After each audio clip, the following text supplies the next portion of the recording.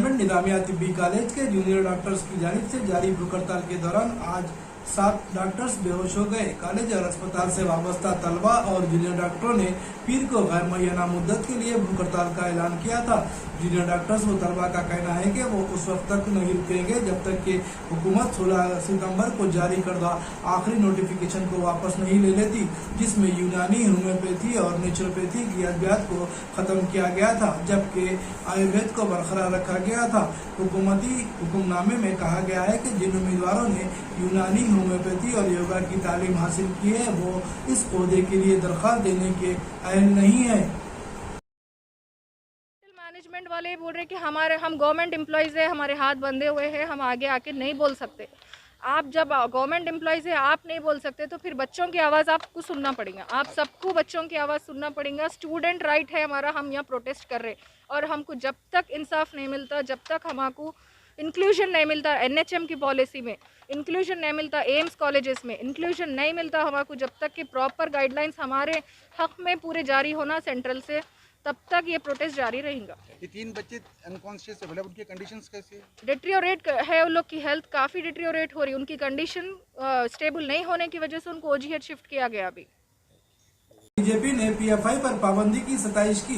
PFI और उससे मुलाकात तंजीमों पर मरकजी हुकूमत की जानिब से पाबंदी लगाए जाने के फैसले का इस्तकबाल करते हुए तेलंगाना बीजेपी सरबराह बंडी संजय ने कहा कि मोदी जेर क़यादत मजबूत हुकूमत ही ऐसा फैसला कुन कदम उठा सकती है। उन्होंने कहा कि गैर बीजेपी रियासती हुकूमतें कई वर्षों से अक़लियतों की खुशामद को अपनी सियासी मजबूरी जाहिर कर रही थी, जिसके नतीजे में पॉपुलर फ्रंट ऑफ इंडिया जैसी खतरनाक तंजीम कौमी सतह पर उभरी। अब मरकजी हुकूमत ने PFI पर 5 साल के लिए पाबंदी आयद कर दी है।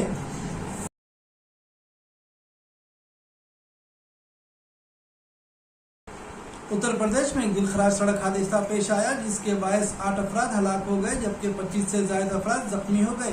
बताया जा रहा है कि ये सड़क हादसा आज यूपी के लखीमपुर खेरी में एक खानगी बस और एक ट्रक के दरमियान तसादुम के बायस पेश आया।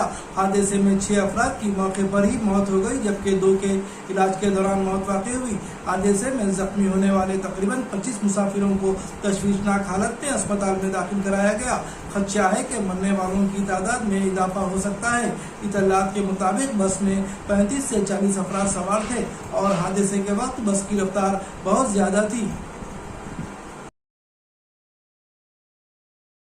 मोदी सरकार ने PFI पर 5 साल के लिए पाबंदी आयद कर दी। एक सरकारी नोटिफिकेशन में कहा गया है कि PFI से वाबस्ता तंजीमों या महाजों को गैर कानूनी सरगर्मियां रोकथाम एक्ट यानी कि UAPA के तहत फौरी असर से गैर कानूनी एसोसिएशन करार दिया गया है।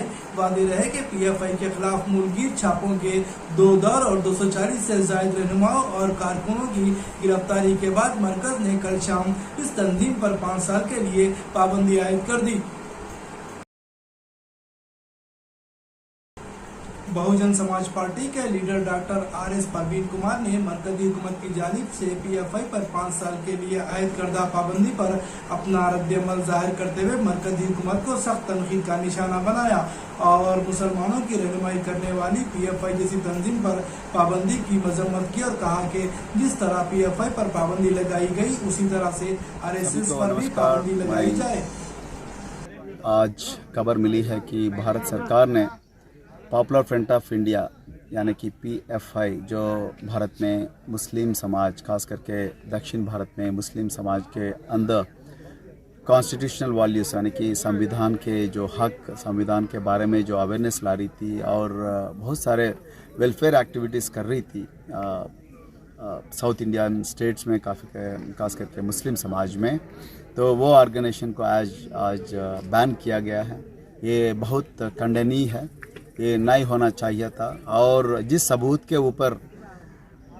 के ऊपर भारत सरकार ने ये फ़ैसला लिया है वो सबूत के ऊपर हमको न केवल मेरे को, बहुत सारे लोगों को शक है। और सिर्फ 3 राज्यों का रिकमेंडेशन पे, एक उत्तर प्रदेश, दूसरा गुजरात और तीसरा कर्नाटका, सिर्फ 28 राज्य है अपने पास, 3 राज्यों के रिकमेंडेशन के ऊपर ये ऑर्गेनाइजेशन को बैन किया है। ये भी बहुत खंडनीय है। तो मैं ये सवाल भारत सरकार को पूछता हूँ, जो समझौता एक्सप्रेस में ब्लास्ट हुई और मालेगांव के ब्लास्ट हुई, मक्का मस्जिद के ब्लास्ट हुई, अजमेर के दरगाह में ब्लास्ट हुई और कई शहरों में दंगा फसाद हुई, उस जिस ऑर्गेनाइजेशन जो आरएसएस है उसका अफिलिएट्स है उसका बारे में क्यों बयान नहीं हो रही है। उसके खिलाफ भी सबूत बहुत ज़्यादा है और कई तफ्तीशों में उसका इस्टेब्लिश हो गया कि ये अफिलिएटेड ऑर्गेनाइजेशन आरएसएस का अफिलिएटेड ऑर्गेनाइजेशंस इसमें पार्टिसिपेट किया है। इसीलिए मैं भारत सरकार को ये भी डिमांड करता हूँ कि अगर आप पॉपुलर फ्रंट ऑफ इंडिया को जब बैन करते आरएसएस को भी बैन करना चाहिए, यही हमारा डिमांड है। हैदराबाद सिटी पुलिस ने हैदराबाद क्रिकेट एसोसिएशन के खिलाफ टिकट पर मैच का टाइम गलत दर्ज करने पर एक मुकदमा दर्ज कर लिया है। गुज़िश्ता इतवार को ओपल स्टेडियम में हिंद ऑस्ट्रेलिया के दरमियान T20 मैच खेला गया था। बावसूख जराये से मालूम हुआ है कि टिकट पर मैच शुरू होने का वक्त शाम 7:30 बजे लिखा गया था, जबकि मैच 7 बजे शुरू हुआ। इस सिलसिले में पुलिस ने एक मुकदमा दर्ज कर तहकीकात शुरू कर दी है। वाज़ेह रहे कि पहले ही हैदराबाद क्रिकेट एसोसिएशन के खिलाफ 3 मुकदमा दर्ज किए गए हैं।